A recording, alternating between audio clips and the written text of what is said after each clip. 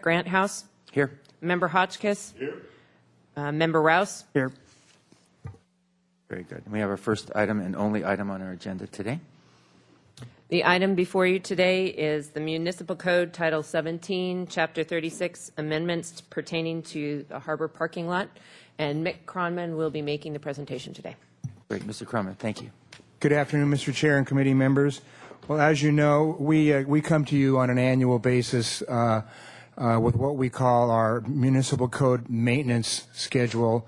What that is really is we look at items big and small, issues large and small, and we work to amend them and reshape them so that they accurately reflect the policies and programs that we utilize at the harbor and provide a legal framework for doing so.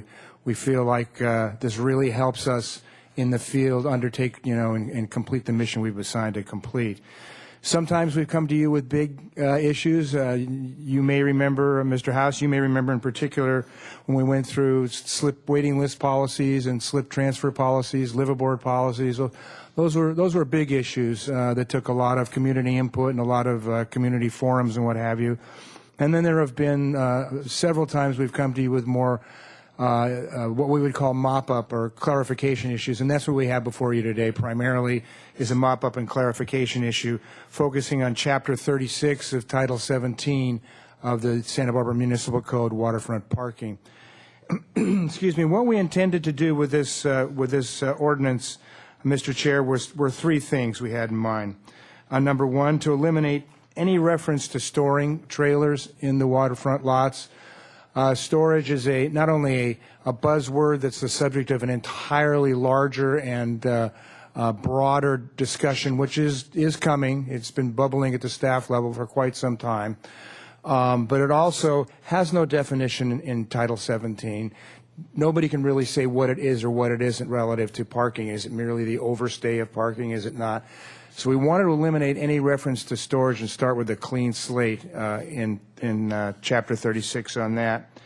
And also, we wanted to define exactly where boat trailers can park in the main harbor lot.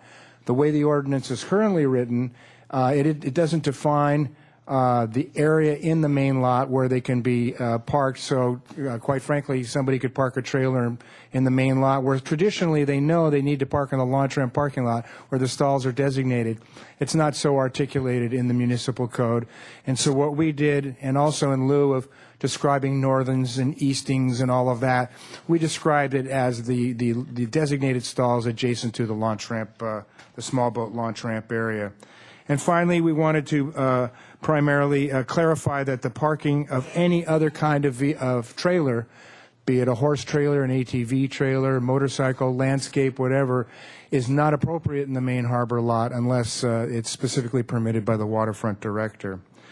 And so you'll find these changes in the new 1736. You'll see that the 1736-030, the original 030 had some kind of vague policy language in it, quite frankly, that we didn't believe was appropriate for an ordinance. And it also had some language that was repeated word for word in our rate and fee schedule. And we thought best to take it out of the ordinance, leave it in the rate and fee schedule where it belongs, because it refers to costs and fees and what have you. We also added language that was we added permissive language, we added prohibitive language. So all these things that I just described to you are quite clear, we believe anyway. And so we added language regarding the fact that boat trailers may be parked in these designated areas that I described to you earlier, and it is in the ordinance, and that no other type of trailer other than a boat trailer may be parked in the lot. And we also finally added a section that no person shall park a boat trailer outside the designated area that we described and defined in the ordinance now. So if you look at the ordinance now with the proposed amendments and you look at the part that is struck through, you'll see that, in our belief anyway, and working with the city attorney's office, this is clearer, more straightforward. There's a descriptive section, a permissive section, and a prohibitive section that lay out pretty cleanly what is allowed and what is not allowed in the launch ramp parking lot, or that part of the main harbor parking lot. And really, that's the long and short of it. I'd be happy to answer any questions. Okay, we have some questions here. Mr. Rouse? Thank you, Mr. Chair. Mr. Cronman, for the definition of trailer, that's basically anything that's not doesn't have its own motor, that can't move on its own power. Is that fair for this ordinance?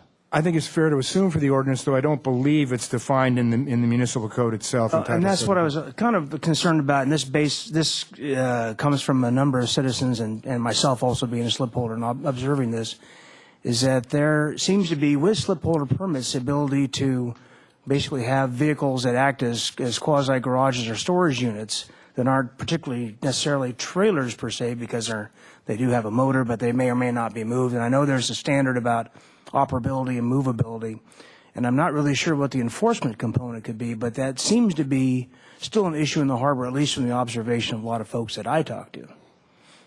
Mr. Cronman? Mr. Chair, Committee Member Rouse, you're absolutely correct. I think it's a fair question and a fair point to bring up. We have wrestled with this issue. This goes back several decades, actually, when an administrative policy was designed with all good intention to allow people who were slip permittees in the harbor to park for unlimited periods of time in the harbor. The purpose was to accommodate them when they were cruising or out on long commercial fishing trips and what have you.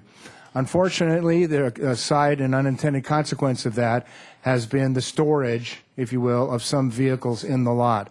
Now, when we mention storage, there are really two ways to look at it. There's the storage of a vehicle in the lot, or there are, as you referred to it, vehicles that are used as storage units. And if you'll allow me, I'll take them one at a time. Relative to storage of vehicles in the lot that are not being used, the one was with car covers on them that you see, month after month. We did a survey about 6 months ago and discovered there were about 30 of those that we legitimately thought were just being stored in the lot. There isn't much we can do about it at this point until we have a broad community-based discussion about our parking rules and what, if anything, we want to do about that, because we have enabled it ourselves by allowing people to stay in the lot for an unlimited period if they are slip holders. Regarding the storage of goods in vehicles in the lots, it's true that many folks, particularly liveaboards, use the step vans and what have you as de facto storage lockers. And the only real control we have over that comes in two fashions. Number one, length limits. We have imposed length limits on those or any other trucks or what have you in the harbor lot. You may remember the day when the school buses used to populate the harbor lot, and I think we've gotten past that.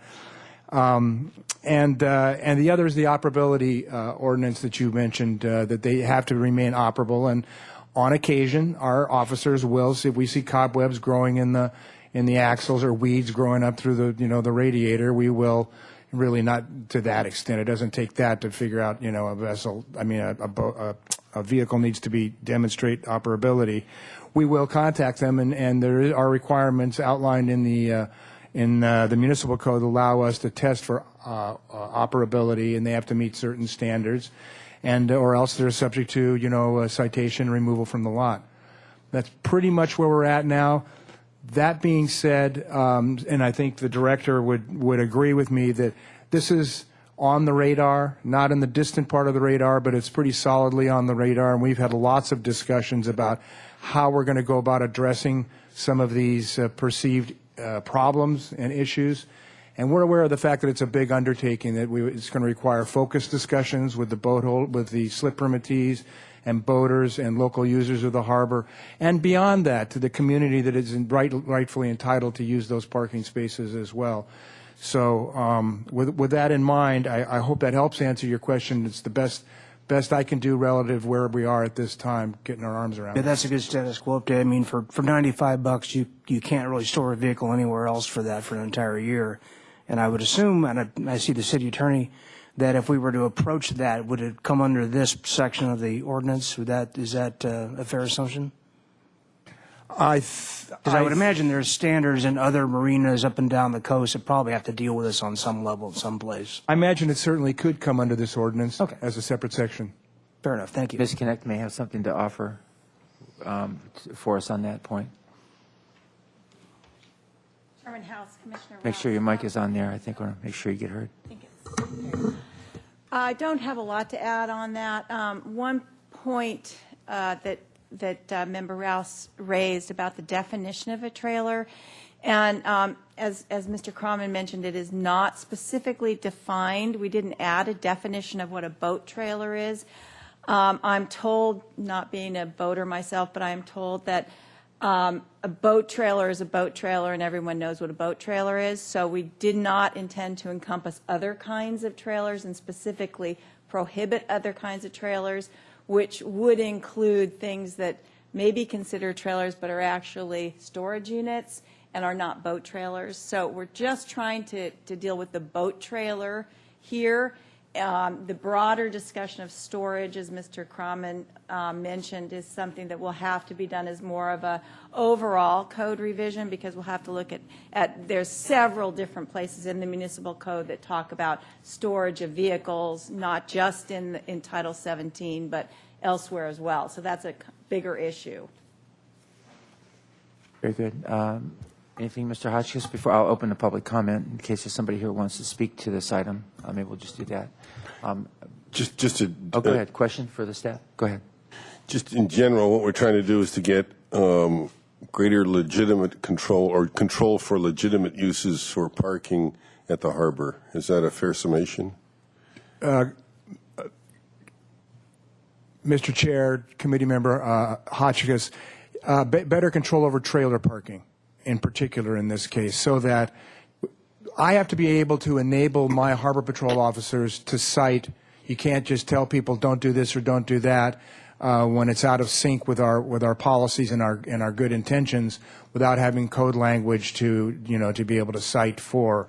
And so this is primarily aimed at tightening up those parameters so that parking in the main lot, but you're not parked at the launch ramp, parking a ATV trailer as opposed to a boat trailer, usually have a slight V to them, that are obviously boat trailers, becomes an identifiable and ultimately citable offense unless somebody, we're usually on the educational side. We just get people to leave. We don't write them up without contacting them. Those kind of things. Once these are passed, do you have any feel for how many actual vehicles would be affected that are there now?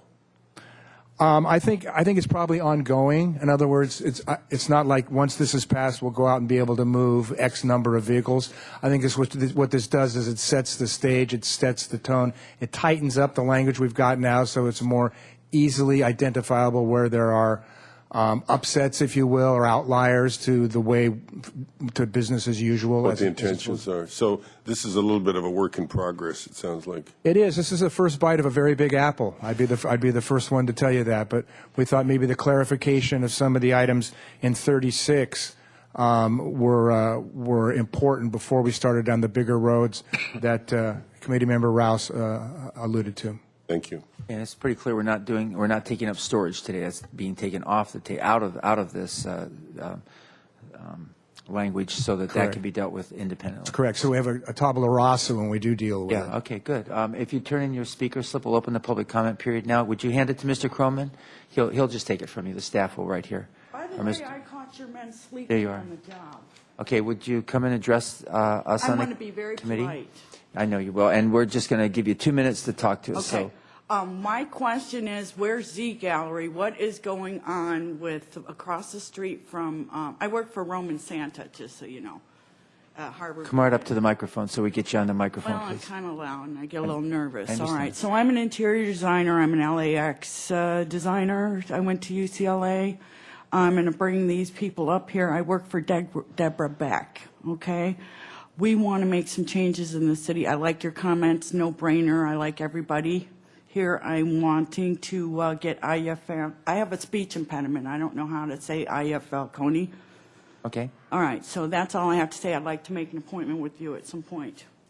All right. Well, thank you very much. Thank you. And we have her name on record for, okay, thank you very much. Is there anyone else in the public who'd like to comment to us on this issue? All right, great. We'll close the public comment, and it's to the committee.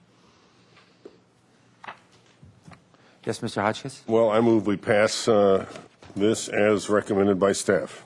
Okay, is there a Second. second? Okay, we have a second. Is there any discussion? I just want to say thank you very much, keeping things tidy and clearing the deck for the future conversation. Thank you very much, staff. All those in favor say aye. Aye. Aye. Opposed?